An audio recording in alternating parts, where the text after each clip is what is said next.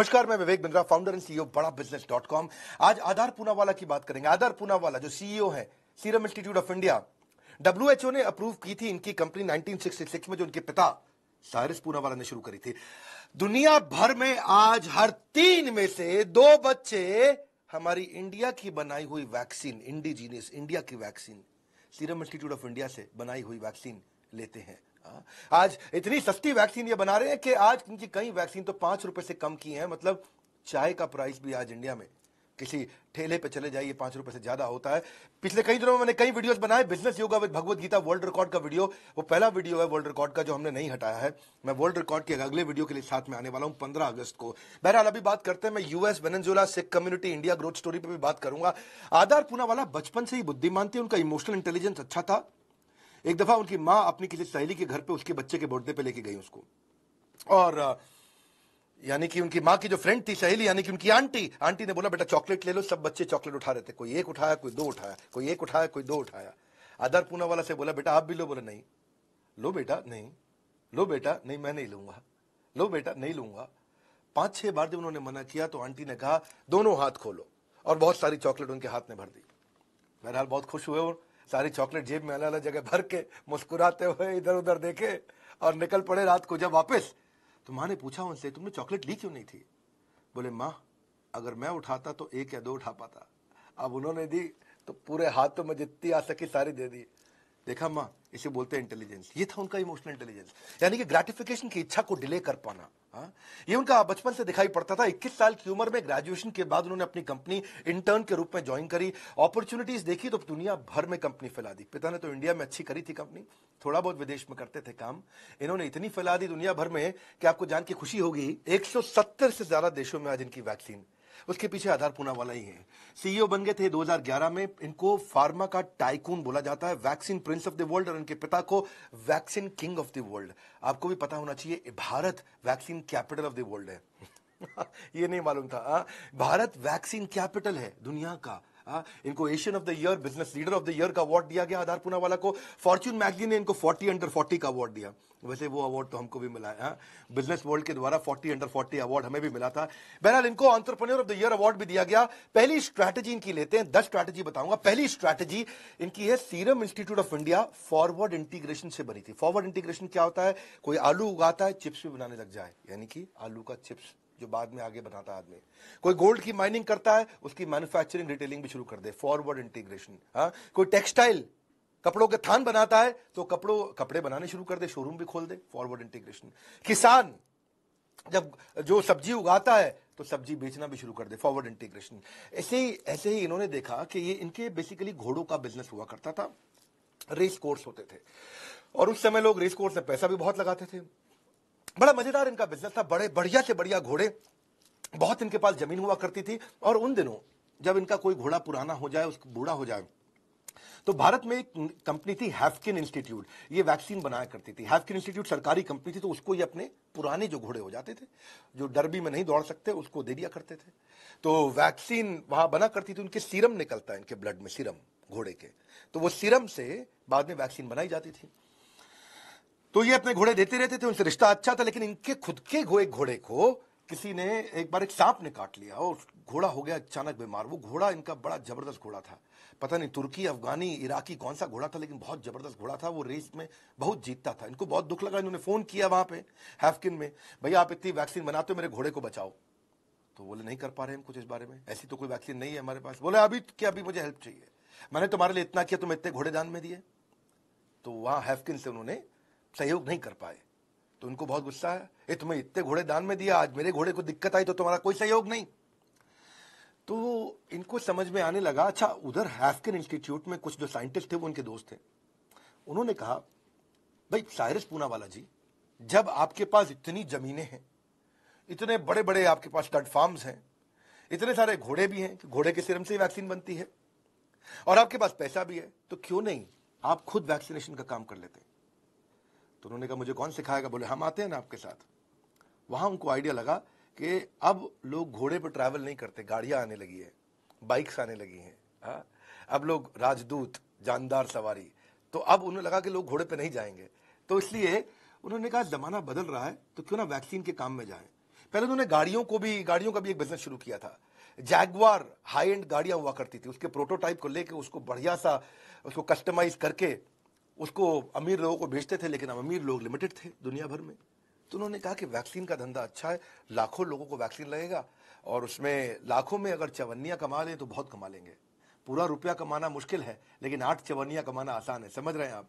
तो इन्होंने फिर अपना घोड़ों के बिजनेस को कम किया और वहां से इन्होंने सीरम इंस्टीट्यूट की शुरुआत करी। 10 साइंटिस्ट इन्होंने हैफकिन से हायर किए और उसके बाद क्योंकि घोड़े इनके पास थे तो उसी के सीरम से वैक्सीन बनाने लगे और एंटी टेटनम सीरम इन्होंने बनाया पहली बार। वहां से एंटी टेटनस सीरम की बहुत जरूरत पड़ी। एंटी टेटनस क्यों? क्योंकि उस समय इंडो चाइना वॉर भी हुआ था, गोलियां लगा करती थी, तो उस समय कोई भी लोहे से टकरा जाए, कुछ ऐसा चोट लग जाए तो टेटनस का इंजेक्शन लगा करता था। तो उनका टेटनस का इंजेक्शन इंडिया में बहुत चला। इन्होंने बनाया, इंडो चाइना वॉर में कहीं किसी को गोली छू जाए लोहे की तो वहां टेटनस का इंजेक्शन तुरंत चाहिए रहता है। फिर उन्होंने मीजल्स के ऊपर, ट्यूबरक्लोसिस पे, डीटीपी पे, पेडियाट्रिक जो बच्चे होते हैं छोटे 7 साल के, उनको डीटीपी की वैक्सीन लगती है। सांप काट जाया करते थे तो सांप का एंटी स्नेक वेनम इन्होंने बनाना शुरू किया। तो फिर इन्होंने बढ़ाया, अपना पूरा प्रोडक्ट पोर्टफोलियो बनाया। एमएमआर वैक्सीन, इन्फ्लुएंजा की, वायरल वैक्सीन, बीसीजी और बाद में फिर पोलियो और रेबी वैक्स में भी आए। तो ये एक हादसा था और एक हादसे से कहां पहुंच गए, बन के एक हादसा अखबार में आ जाएगा। न जाने कौन सा किस्सा व्यापार बन जाएगा जिसको उन्होंने व्यापार कन्वर्ट किया। फॉरवर्ड इंटीग्रेशन, दूसरी स्ट्रैटेजी हाई कैपिटल रिस्क। एक बार फोन लगाया आधार ने पिता साइरस को, हेलो पापा, हां या ना। अब पापा सोच में पड़ गए, पापा बताओ हां या ना। पापा सोच में पड़ गए, पापा हां या ना। और पापा ने हां बोला। ये था वो 200 करोड़ का बहुत बड़ा इनका हाई कैपिटल रिस्क। मैं बताता हूं क्या हुआ। ऑक्सफोर्ड में जेनर इंस्टीट्यूट है जो कि ऑक्सफोर्ड यूनिवर्सिटी की पार्टनरशिप से ऑक्सफोर्ड के कैंपस के साथ में बनाया गया। ये लोग वैक्सीन बनाने में बहुत माहिर हुआ करते थे और जब 10 जनवरी को पता चला जेनेटिक मटेरियल सीक्वेंसिंग चाइना ने रिलीज किया कोविड का, कोरोना वायरस का, तो 10 जनवरी को ये ऑक्सफोर्ड यूनिवर्सिटी लग चुका था, यानी कि जेनर इंस्टीट्यूट लग चुका था वैक्सीन बनाने में। 10 जनवरी से ये लोग अप्रैल तक लगे रहे, कुछ मेहनत करके इन्होंने बना लिया। अब जेनर ने सोचा कि भाई अभी अप्रूवल में टाइम लगेगा, पता नहीं कब जाके अप्रूवल होगा। उन्होंने आधार को फोन लगाया, भाई आधार पूनावाला, अप्रूवल नहीं है, वैक्सीन हम बना के तैयार कर देंगे, तुमको वैक्सीन मैन्युफैक्चर करनी पड़ेगी, लेकिन हम गारंटी नहीं दे रहे कि तुमसे वापस खरीदेंगे, यानी कि रिस्क तुम्हारा है। लेकिन अगर तुमने बना ली तो सबसे पहले बाजार में पहुंचोगे, और अगर अब डिसअप्रूव हो गई तो 10 मिलियन वैक्सीन तुम्हारी वेस्ट हो जाएंगी। अब ये 200 करोड़ का एक रिस्क था। मेरी बात समझ पाए आप कि जिसने वैक्सीन बनाई, यानी कि जिसने वैक्सीन का आविष्कार किया, वो कहता है मैन्युफैक्चरर तुम हो तो तुम पुणे में वैक्सीन बना दो। अप्रूवल आए नहीं आए बात की बात है, देखेंगे। तो ये रिस्क बहुत बड़ा था और ये प्रोसेस के अंदर वैक्सीन बनाने में टाइम लगता था। अगर अप्रूवल का वेट करके वैक्सीन बनाते तब तक दुनिया में और लोग बना चुके होते। तो इसलिए आधार पूनावाला को देखना था कि भाई अप्रूवल का वेट करूं कि नहीं करूं, अप्रूवल का वेट करूं कि नहीं करूं। वेट नहीं किया और वैक्सीन ठीक निकल गई। 80% ये जानते थे कि ऑक्सफोर्ड की वैक्सीन फेल होगी नहीं, इनको ये विश्वास था। इन्होंने कहा 80% के लिए मैं 200 करोड़ का रिस्क लेने को तैयार हूं। तो बिना सर्टिफिकेशन के, बिना ट्रायल के, बिना अप्रूवल के इन्होंने वैक्सीन बनानी शुरू कर दी, मैन्युफैक्चरिंग शुरू कर दी। जब तक ट्रायल के बाद अप्रूवल मिला तब तक दुनिया में पहली वैक्सीन कौन सी आई थी? कोवैक्सीन नहीं थी, रशिया की नहीं थी, अमेरिका की नहीं थी। पहली वैक्सीन हमारे भारत की कोविशील्ड थी जो पूरी दुनिया में पहुंची थी। वही तो एस्ट्राजेनेका है जो पूरी दुनिया में जानते हैं, जिसको भारत में हम लोग कोविशील्ड बोलते हैं। पिता ने आत्मविश्वास देखा बेटे में और उन्होंने रिस्क लेने को तैयार हो गए। सीरम इंस्टीट्यूट ने सितंबर 2020 में ही 5 करोड़ वैक्सीन तैयार कर ली थी। जनवरी में जब बांटने के समय आया तो सबसे पहले दुनिया में सबसे तेज मैन्युफैक्चरिंग करके आगे बढ़े। आधार की सबसे अच्छी क्वालिटी यही है कि ये विजन अच्छा रखते हैं। तीसरी बात, सोल्यूशन ओरिएंटेड अप्रोच। ये ऐसी अप्रोच है इनकी कि पोलियो की महामारी दुनिया भर में फैल रही थी 1930s, 40s और 50s में। जब 50s में बहुत ज्यादा फैल गई तो यूएस के जो प्रेसिडेंट थे फ्रैंकलिन रूजवेल्ट, उन्होंने कहा कि भाई अब धावा बोलो पोलियो पे, फटाफट इसकी वैक्सीन तैयार करो। और इन्होंने इंजेक्शन की वैक्सीन उस समय तैयार करी। 1961 में ओरल वैक्सीन भी तैयार कर दी अमेरिका ने। और जब ओरल वैक्सीन तैयार करी तो उन्होंने राइट्स अपने पास कुछ डेवलप्ड नेशंस के पास रखे। बोलो जो डेवलपिंग और अंडर डेवलप्ड नेशन है, यानी कि जो गरीब देश हैं, उनको इंजेक्शन लगाने दो, और जो हम अमीर देश हैं वो हम ड्रॉप से 2 बूंद जिंदगी की, अमिताभ बच्चन कहते थे, तो हम लोग वही चलाएंगे। हाँ, और तो साइरस पूनावाला को ये बात नहीं जमी। इन्होंने यूएस में और डब्ल्यूएचओ में कुछ चिट्ठियां लिखनी शुरू करी और बातचीत करी। बोला कि देखो, कम से कम भारत जैसे देश और जो बहुत बड़े देश हैं, वहां पे एक तो क्या है, आपको सिरिंज भी बनानी है और शीशी जिसके अंदर दवाई होती है वो भी बनानी है, उसको तोड़ेंगे, फिर दवाई निकालेंगे, फिर लगाएंगे। बोले थोड़ा ये है, इसकी मैन्युफैक्चरिंग कॉस्ट ज़्यादा है, इसमें वेस्टेज भी ज़्यादा है, क्योंकि आपको सिरिंज का भी डिस्पोजल करना होगा। इसके अलावा इसको स्टोरेज करने के लिए ज़्यादा जगह चाहिए, इसका लॉजिस्टिक्स ज़्यादा परेशानी करने वाला, इनकन्वीनियंट है, टाइम बहुत ज़्यादा लग जाता है। और सबसे बड़ी बात है कि इंजेक्शन लगाने के लिए ट्रेन स्टाफ चाहिए। बूंद तो कोई भी आएगा, हाँ, कोई भी पिता माँ दादा दादी, कोई भी टपक टपक 2 बूंद डाली, काम हो गया। उनको समझाए। और इनकी मतलब यही असर था कि 84-85 के बाद सीरम इंस्टीट्यूट ऑफ इंडिया, सारिस पूनावाला ने मैनेज किया डब्ल्यूएचओ को कन्विंस करने में कि ओरल वैक्सीन ही इंडिया में चाहिए होगी। ये इनकी पहली जीत थी। और बाद में जब इंडिया में एक कैंपेन बहुत तेज हुआ बिल गेट्स के साथ, रोटरी के साथ में, रोटरी ने इंडिया में बहुत काम किया, और तब डब्ल्यूएचओ को और यूनिसेफ को इनकी फिर से याद आई। इन्होंने कहा कि देखो 2 बूंद जिंदगी की जो हम बना रहे हैं इंडिया के अंदर, उसमें कमी पड़ रही है, तुम भी आ जाओ, हमारे साथ लग जाओ। तब 2012 के बाद पहली बार इंडिया में इन्होंने इसके बाद फिर ड्रॉप्स को मैन्युफैक्चर करनी शुरू करी। इसकी सारी शॉर्टफॉल को उन्होंने मैनेज किया। प्रॉफिट मार्जिन अपने नेग्लिजिबल रखे थे इन्होंने। पूनावाला का स्ट्रॉन्ग सेंस रहता है बड़ी चुनौतियों को स्वीकार करने का हमेशा। हाई स्पीड मैन्युफैक्चरिंग 2013 में इन्होंने करी, और 2014 के अंदर भारत को पोलियो फ्री डिक्लेयर कर दिया गया। असली लीडर वही होता है जो अपने विजन को हकीकत बना दे। Clarify your vision and plan with precision, ये इनकी खास बात रही है सीरम इंस्टीट्यूट ऑफ इंडिया। चौथा, बिजनेस को बकेट्स में कन्वर्ट कर दिया। बिजनेस आइडिया समझिएगा जरा, सीखने को बहुत मिलेगा आपको उसमें, क्योंकि दुनिया की सबसे बड़ी कैसे बनी, बिजनेस बकेट्स बना दिए इन्होंने। एक बिजनेस बकेट इन्होंने बनाया इमरजेंसी वैक्सीन का, और दूसरा बनाया हाई डिमांड वैक्सीन का। इमरजेंसी वैक्सीन की हमेशा जरूरत नहीं पड़ती, जब कोई महामारी आ जाए, पैंडेमिक आ जाए, एपिडेमिक आ जाए, तब उसकी जरूरत पड़ती है। और हाई डिमांड वैक्सीन वो है जिसकी हमेशा जरूरत पड़ती रहती है। 2 बकेट बना दिया। इमरजेंसी वैक्सीनेशन में क्या करते हैं, प्रिपरेशन इज द सोल्यूशन, यानी कि ये चाहते हैं कि reaching first will be reaping trust. Reaching first is equal to reaping trust. क्या मतलब हुआ इसका, कि भाई मैं ऐसा करता हूं जो इमरजेंसी 10 तरह की सिलेक्ट कर ली कि ये महामारी दुनिया में कहीं ना कहीं आ ही जाती है, ये वाली एपिडेमिक या कोई ना कोई पेंडेमिक दुनिया में कहीं ना कहीं आ ही जाता है। तो ऐसा करते हैं, इस तरह की 10 बीमारियों के दवाइयां 2 करोड़ 5 करोड़ डोज बना करके 3 साल का स्टॉक मेंटेन करते हैं अपने पास में, ताकि जहां पे भी बीमारी आ जाए वहां सबसे पहले बीमारी में ये 50 लाख 1 करोड़ 2 करोड़ 5 करोड़ दवाई लेकर के पहली फ्लाइट से फटाक पहुंच जाए। वहां जाके प्रधानमंत्री से, वहां के राष्ट्रपति से, वहां के देशवासियों से अपनी रिश्तेदारी बनाते हैं उनके साथ में उनको, क्योंकि ये कहते हैं कि भाई जब भी ऐसी तकलीफ आए सबसे पहले इस तकलीफ को सॉल्व करने के लिए हम पहुंचे। तो उन्होंने बिजनेस का एक सेक्शन बनाया हुआ है इमरजेंसी वैक्सीन का, और ये वो सेक्शन है जहां पे ये 2 साल 3 साल 4 साल के लिए स्टोर कर लेते हैं दवाई। कहीं ना कहीं इमरजेंसी आई जाएगी, वहां दवाई लेकर सबसे पहले पहुंचते हैं। इसीलिए रीचिंग फर्स्ट, सबसे पहले पहुंचना, रीपिंग ट्रस्ट, उससे इनका विश्वास बढ़ता है। और विश्वास इतना बड़ा कि अगली बार जब बिजनेस की जरूरत पड़ती है तो भारत के सीरम इंस्टीट्यूट ऑफ इंडिया को ही बिजनेस दिया जाता है। ऐसे इनके बढ़िया कोल्ड स्टोरेज उसी हिसाब से उन्होंने बनाए, जहां -20 डिग्री की जरूरत है तो वहां -30 और -50 तक का इन्होंने अरेंजमेंट करके रखा। स्टोरेज ओवरफिल हो तो उसको भी मैनेज कर जाए। वैक्सीन को शॉर्ट नोटिस में इसीलिए दे पाते थे। लेकिन दूसरी तरफ था अगला बकेट, हाई डिमांड वैक्सीन। इसकी डिमांड हमेशा ही रहती है, तो हाई डिमांड वैक्सीन में ये स्टॉक रोटेशन पे काम करते हैं। स्टॉक बनता जाए मूव करता जाए, बनता जाए मूव करता जाए। उसमें तो ये बिल्कुल भी स्टॉक करने की जरूरत ही नहीं समझते। उसमें क्या करते हैं, अब क्योंकि हायर स्टॉक रोटेशन है तो ये सही रेट पे दे पाते हैं। कम मार्जिन रखने के बावजूद भी वॉल्यूम बहुत ज्यादा बनाते हैं। वॉल्यूम मतलब क्या हुआ, 1.5 बिलियन डोजेस ये हर साल बना रहे हैं 170 देशों में देने के लिए। देखिए हर आदमी जीरो से शुरू करता है, all of us start from zero, but we take the right decision to become real hero.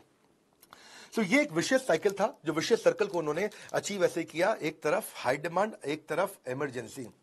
High demand और इमरजेंसी दोनों के कॉम्बिनेशन में डिवाइड किया इन्होंने। इमारत चाहे कितनी भी बड़ी क्यों ना हो, उसकी शुरुआत छोटी सी ईंट से ही शुरू होती है, और छोटी छोटी ईंट से आज इन्होंने इमारत इतनी बड़ी बना ली। इनका एक केपीआई, 5वीं स्ट्रैटेजी, रिजेक्शन रेट देखते हैं, कम से कम रखते हैं। इनका केपीआई, की परफॉर्मेंस इंडिकेटर, क्या, रिजेक्शन रेट, कि भाई मैं जब वैक्सीन बनाऊं तो ऐसी बनाऊं कि मेरी वैक्सीन कभी रिजेक्ट ना हो, बस रिजेक्ट ना हो, हर टेस्ट को पास कर जाए, हर स्ट्रिंजेंट से डिफिकल्ट टेस्ट को पार कर जाए।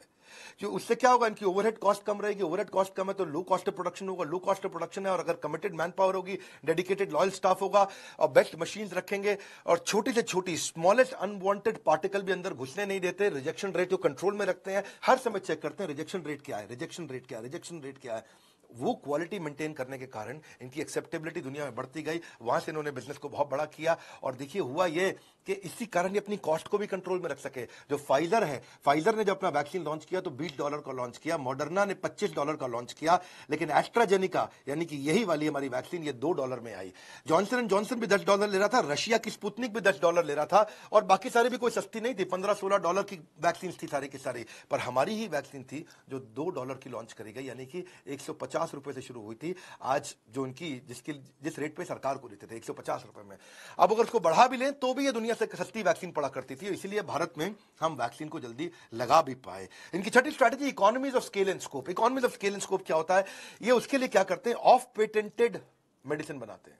ऑफ पेटेंट का मतलब क्या हुआ, 10 साल का अगर पेटेंट किसी ने ले लिया तो 11वें साल पे उस मेडिसिन को बनाना शुरू करते हैं। जब पेटेंट खत्म हो जाता है तो वो सस्ती हो जाती है। स्टैंडर्डाइज रिपीटेटिव प्रोसेस से उस पेटेंट की कॉस्ट खत्म होने से इनको कॉस्ट एडवांटेज मिलता है, और कॉस्ट एडवांटेज से सस्ती बनाते हैं, कॉस्ट पर यूनिट कम होता है, इसीलिए बहुत बड़े स्केल पे बनाते हैं। इकोनॉमीज ऑफ स्केल का मतलब ही यही है। इकोनॉमीज ऑफ स्केल इंडिकेट करता है कि फर्म ने इतना बड़ा साइज ग्रो कर लिया है, इतनी एफिशिएंट हो गई है कि उनकी आज जो पर यूनिट कॉस्ट है, जो यूनिट इकोनॉमिक्स है, यानी कि एक दवाई की कॉस्ट बहुत नीचे आ जाती है, जिसके लिए टेक्नोलॉजी का इस्तेमाल करते हैं, स्पेशलाइज लेबर, बल्क में माल खरीदते हैं, रॉ मटेरियल और फाइनेंशियल मैनेजमेंट और नेटवर्क का अच्छा इस्तेमाल करते हैं। इकोनॉमी ऑफ स्केल समझो ऐसे होता है कि जैसे आपने एक वीडियो गेम बना ली, एक वीडियो गेम बनाने में अगर आपका 10 करोड़ रुपया लगा, लेकिन अब उस वीडियो गेम को आप डुप्लीकेट करते हो सबको बेचने के लिए, तो एक वीडियो गेम 10 करोड़ का पड़ा, 2 बना दी तो 5 करोड़ का पड़ा, आपने 4 बना दी तो 2.5 करोड़ का पड़ा, और लाखों लोगों को वीडियो गेम बेच दी, तो सोचो पर यूनिट कॉस्ट कितनी कम हो जाती है। जितने बड़े स्केल में बेचते हैं पर यूनिट कॉस्ट अपने आप कम हो जाती है, क्योंकि वीडियो गेम बनाने की कॉस्ट एक बार आई। इसी तरह से ये भी अपने बिजनेस को ऐसे करते हैं कि पर यूनिट कॉस्ट इनकी कम हो जाए और स्केल बहुत बड़ा हो जाए। तो जितने भी डेवलपिंग और अंडर डेवलप्ड नेशन है, सबसे ज्यादा जगह पे इन्हीं की वैक्सीन चलती है, इन्होंने ज्यादा से ज्यादा। अच्छा, दूसरी तरफ इकोनॉमी ऑफ स्कोप भी होता है। Unit cost to produce a product will decline, यानी कि एक आइटम को बनाने में जो कॉस्ट आती है वो कम हो जाती है। क्यों? क्योंकि जैसे उसकी जैसी वैरायटी प्रोडक्ट भी आप वहीं पे उसी प्लांट पे बनाना शुरू कर देते हो, क्योंकि आप सारे के सारे जो प्लांट के जितने भी सपोर्ट डिपार्टमेंट्स थे उनका जॉइंट यूटिलाइजेशन करते हो उस नए प्रोडक्ट को बनाने में, है कि नहीं?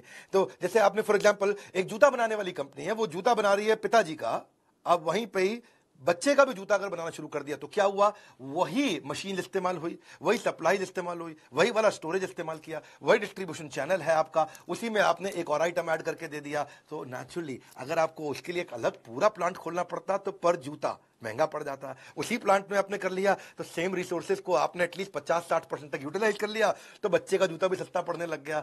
समझ रहे हैं मेरी बात को? भाई मैकडॉनल्ड्स अगर बर्गर बना रहा है, फ्रेंच फ्राइज बना रहा है, बर्गर बनाने का अगर एक मैकडॉनल्ड रखता और फ्रेंच फ्राइज बनाने का फ्रेंच डोनाल्ड बना लेता, पूरी अलग ही कंपनी बना देता, तो फ्रेंच फ्राइज की कॉस्ट बढ़ जाती। लेकिन वहीं पे उसी मैकडॉनल्ड फ्रेंच फ्राइज बना रहे हैं तो सस्ता पड़ जाता है।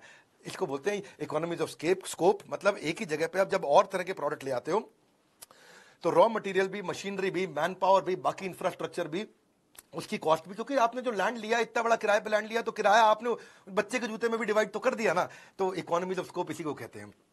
क्योंकि अगर मैकडॉनल्ड हैमबर्गर और फ्रेंच फ्राई अगर आपस में शेयर करके बना लेगा तो वही फूड स्टोरेज की फैसिलिटी, वही प्रिपरेशन की फैसिलिटी, वही सारी की सारी फैसिलिटी वही कॉमनली यूज हो जाएगी, इसीलिए वो कॉस्ट कम पड़ जाती है। बहरहाल अगली पे चलते, मजा आएगा, मेरे साथ बिजनेस सीखोगे आप। 7वीं स्ट्रैटेजी डेट फ्री कंपनी। ये कर्जा नहीं लेते कभी भी, है कि नहीं है? जब कोरोना वायरस का पेंडेमिक भी आया उस समय भी ये $800 मिलियन से ज्यादा का बिजनेस कर रहे थे, लेकिन थे कंप्लीटली डेट फ्री। उसका कारण क्या है कि जब किसी देश के साथ ये कोई ऑर्डर लेते हैं, अगर उनसे 100 करोड़ का ऑर्डर लिया तो 70% पैसा यानी कि 70 करोड़ एडवांस ले लेते थे।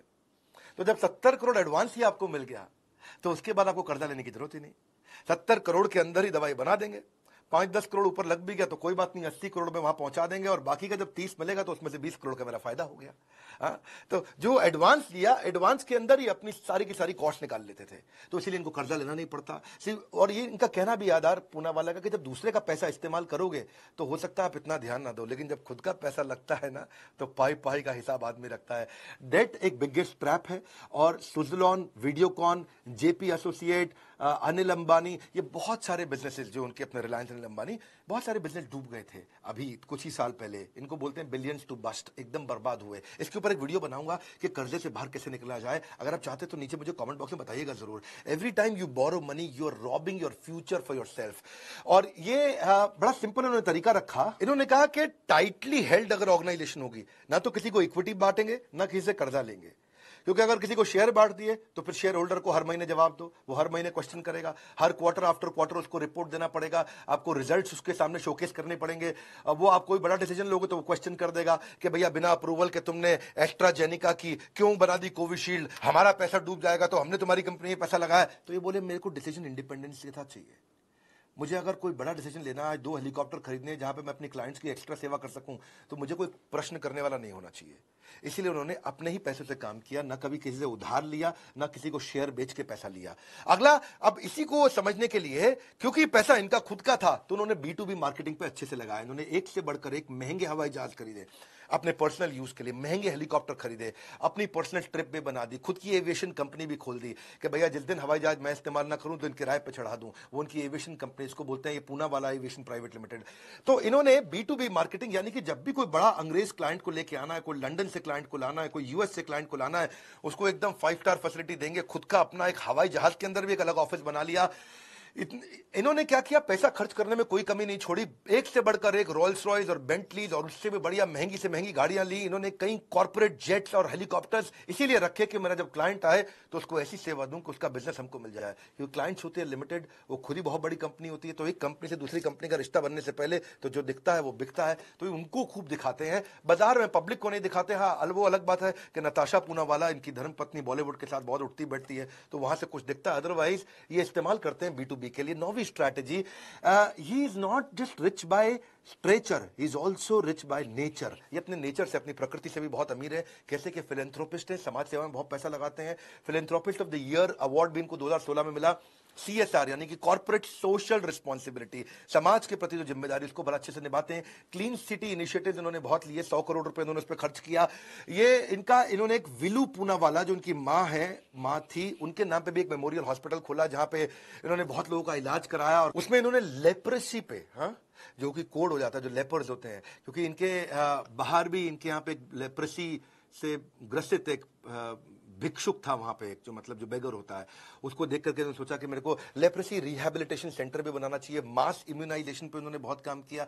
ऐसे ऐसे देशों को उन्होंने दवाइयां मुफ्त में दी हैं, जो कि बहुत ही गरीब देश हुआ करते थे, छोटे लाउड डेमोक्रेटिक रिपब्लिक, या खैर हमारे बाजू में नेपाल में भी उन्होंने बहुत मदद करी है। सब फ्री वैक्सीन सप्लाई करी है, मोबाइल हेल्थ केयर और पानी की सफाई पर उन्होंने बहुत काम किया। 2 मिलियन लीटर वाटर रोज देते हैं, जिसको 10 मिलियन लीटर वाटर पुणे को साफ देने वाले हैं पीने के लिए। ये कहते हैं कि education can be a game changer for the under privilege. तो high school, English medium school, international schools भी इन्होंने बनाए, जहां पे गांव के अंदर स्कूल्स बनाए जहां फैसिलिटी नहीं है, टॉयलेट की फैसिलिटी नहीं है। क्वालिटी ऑफ लाइफ इंप्रूव करना चाहते हैं कि फ्लाईओवर्स बनाना, ब्रिजेस बनवाना, सड़कों को चौड़ा करना, टॉयलेट बनाना। ग्रीन इनिशिएटिव्स उन्होंने बहुत लिए, जो भी विंड पावर जनरेशन किया, वाटर कंजर्वेशन के प्रोजेक्ट्स इन्होंने किए, तो काफी काम इन्होंने किया। इनके अपने प्लांट में भी आग लगी थी, इनके अपने प्लांट में आग लगी, 5 लोगों का देहांत भी हो गया। और तब की बात है जब ये जनवरी में कोविशील्ड बना रहे थे, बहुत स्पीड से बनाना था, उस समय सब ब्रेक लग गया, बहुत तकलीफ हुई, लेकिन बाउंस बैक किया इन्होंने। जिन 5 लोगों का देहांत हुआ उस आग में जल के, उनको तो इन्होंने 25-25 लाख रुपए का कॉम्पेंसेशन भी दिया, खुद का 1000 करोड़ का नुकसान भी सहा, और वापस पूरी स्पीड के साथ सप्लाई को फिर से बिल्ड किया और सप्लाई को लेके पहुंचे। परफॉर्मेंस ओरिएंटेड है। 10वीं स्ट्रैटेजी, ये बहुत ज्यादा पढ़ाई लिखाई में बिलीव नहीं करते, इंटर्न बन करके बड़े हुए हैं अपनी कंपनी के अंदर। ये केवल एक ग्रेजुएट हैं, और हार्वर्ड से ग्रेजुएट भी नहीं है, कॉमर्स ग्रेजुएट है। और इनके पिता ने इनको बोला कि अब तुम्हारे को जो है ना, जो लर्निंग चाहिए, वो लर्निंग क्लासरूम लर्निंग नहीं, बेड साइड लर्निंग। जैसे नारायण हृदयालय हॉस्पिटल के जो चेयरमैन है, वो क्या कहते हैं कि एक होता है क्लासरूम में बैठ के सीखना, और एक है अस्पताल में बेड के पेशेंट के साइड में खड़े होकर सीखना। उसमें सीखने को ज्यादा मिलता है। किताब में पढ़ के गाड़ी कैसे चलाते हैं सीखना मुश्किल है, गाड़ी चला के गाड़ी चलाना सीखना जरा आसान है। तो उन्होंने यही कहा कि मैं कंपनी में नीचे से शुरू करूंगा, और इनके पिता ने इनको इंटर्न बनाया, सबसे जूनियर, और फैक्ट्री से चालू किया, और धीरे धीरे एग्जीक्यूटिव होते होते होते ये CEO बने। तो वहीं से लर्निंग लेकर के आए। इनके लीडरशिप का स्टाइल भी ऐसा है कि ये बहुत लंबा समय नॉन परफॉर्मेंस टॉलरेट नहीं करते हैं। इनके बड़े इनिशिएटिव रहे ऐसे कि 50 पैरासाइट एम्प्लॉयज थे इनके CEO बनने से पहले, जो पिता इनके ऊपर चिल्लाते रहते थे। वो 50 ऐसे एम्प्लॉय थे जो कोई काम नहीं करना, हर बात में उल्टा एक्सक्यूज दे देना, कोई ना कोई कहानी सुना देना, लेट आना ऑफिस में, सही डिसीजन ना ले पाना, काम को खराब कर देना, और पिता चिल्लाते रहते थे लेकिन निकालते नहीं थे। ये आए, इन्होंने परफॉर्मेंस मैनेजमेंट सिस्टम PMS अपने HR के साथ इंप्लीमेंट किया, ऑर्गेनाइजेशन वाइड इंप्लीमेंट किया, और PMS इंप्लीमेंट करने के बाद उन 50 एम्प्लॉयज को एक एक करके निकाल दिया। क्लियर मैसेज दे दिया कंपनी में कि भाई ऐसा है, जो काम करेगा वो आगे बढ़ेगा। कहते हैं मैंने जितना भी सीखा है, समय बर्बाद नहीं होने दिया है। उनका कहना है कि जब भी कोई मीटिंग होती है तो पहले 10 मिनट में बता देता हूं कि मीटिंग प्रोडक्टिव रहेगी कि नहीं रहेगी, और 10 मिनट के अंदर ही मीटिंग खत्म करना चाहते हैं। ये विचार विमर्श पे घंटों बर्बाद नहीं करते। It takes a wise man to learn from his experience, but even a wiser man to learn from others mistake. तो उन्होंने यही किया, आकर के इधर उधर से करी हुई गलतियों से सीखा फटाफट और उसको इंप्लीमेंट किया। थोड़ा पारिवारिक व्यक्ति भी है, फैमिली मैन है और थोड़ा ज्यादा फैमिली मैन भी है। इनकी धर्मपत्नी नताशा पूनावाला का जन्मदिन था, तो उन्होंने पूछा क्या खाएंगे, बोले मेरे को ऑथेंटिक इटालियन पिज्जा चाहिए। यहाँ कहाँ बनता है ऑथेंटिक इटालियन पिज्जा, रियल? तो उन्होंने कहा अच्छा कोई बात नहीं। इन्होंने शाम को जहाज अपना प्राइवेट जेट इटली भेज दिया और वहां जाकर के इटली में बोला, यहीं से फोन कराया, पता लगाया कि इटली का सबसे बड़ा 7 स्टार होटल का जो सबसे बड़ा एग्जीक्यूटिव शेफ जो वहाँ पिज्जा बनाता है, उसको अगले दिन पूरे महीने की तनख्वाह दे करके हवाई जहाज में बैठा के सीधा पुणे ले आए, प्राइवेट जहाज में बैठा के ले आए और बोला कि वहीं से सारे इंग्रेडिएंट्स में लेके आओ और ऑथेंटिक इटालियन पिज्जा बनाओ। कई लोग इस बात को लेकर नाराज भी हो सकते हैं कि बीवी का बर्थडे है, पिज्जा खाने के लिए इटली से मंगाया जा रहा है पिज्जा और पिज्जा बनाने वाले को बुलाया जा रहा है, इतना पैसा गरीबों में बांट देते। और कई लोग इसको ऐसे भी देखेंगे कि इनका पत्नी के प्रति प्रेम इतना है कि किसी भी हद तक जाने को तैयार है। दोनों इसमें पर्सपेक्टिव हैं, क्योंकि समाज सेवा तो ये करते ही हैं, ये फैमिली से भी बहुत प्रेम करते हैं, वीकेंड्स पूरी फैमिली के साथ बिताते हैं और पत्नी को इतना इनकरेज किया कि उनको एग्जीक्यूटिव डायरेक्टर भी बना दिया कंपनी में। देखिए, एंटरप्रेन्योर्स की इज्जत करना सीखना चाहिए। हाँ, हमने आजकल क्या किया है, हमने एंटरटेनर्स, एक्टर्स को हीरो बना दिया और जो हमारे देश की आर्मी और पुलिस और एंटरप्रेन्योर्स, उनको जो रियल हीरो की तरह देखना था वो मिस कर रहे हैं।